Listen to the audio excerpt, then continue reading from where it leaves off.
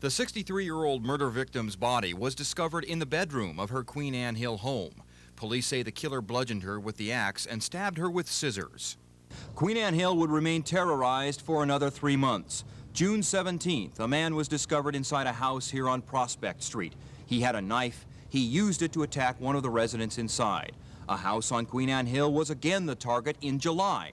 This time, the intruder left a message spray-painted on one of the walls inside of the house. The message read, "The killer is back." It is the same graffiti that detectives would later discover inside a house in West Seattle.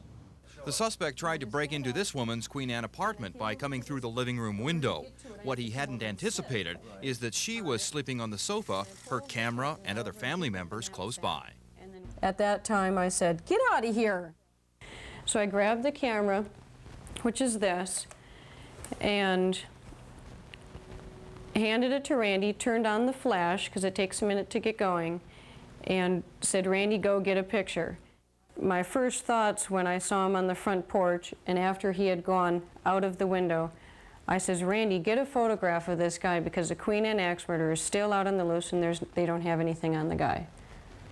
Instead of get the gun or hide under the bed, it's exactly. Let's get a picture of this guy. Yeah. He might be the Queen Anne axe murderer.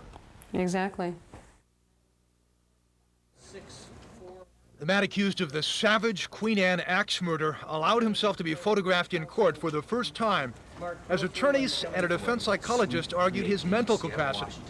The expert concluded James Cushing is competent to stand trial, though he may be developmentally disabled. And he was able to respond to my questions, he was able to track what I was saying, and although his thinking is concrete and sometimes he gets confused, I believe he's able to assist his attorneys in his own defense at the present time. The man accused of bludgeoning to death Queen Anne resident Geneva McDonald remains silent. The judge ruled that James Cushing is mentally competent. But if you are satisfied, the court will be satisfied for the moment. Cushing is also being charged with yet another attempted burglary after Queen Anne resident Carol Lewis recognized Cushing from television news reports. I heard first that he was maybe mentally retarded. And I thought, well, maybe this could be that person because the way he acted. And then when I saw your sketch, we just knew right now that was him. Cushing pleaded not guilty to the new burglary charges. All of this happening in open court with the cameras rolling.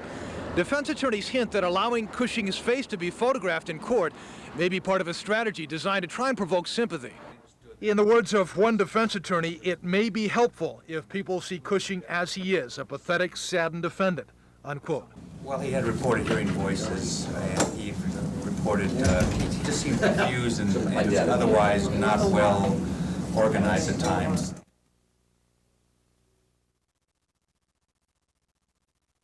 Verdict Form A. We, the jury, find the defendant James William Cushing guilty of the crime of burglary in the first degree as charged in count 1. We, the jury, find the defendant James William Cushing guilty of the crime of aggravated first-degree murder as charged in count 2. Well, yeah, frankly, I thought that they would, given the reaction I've been hearing, I thought that we would have convinced one or two of them of insanity.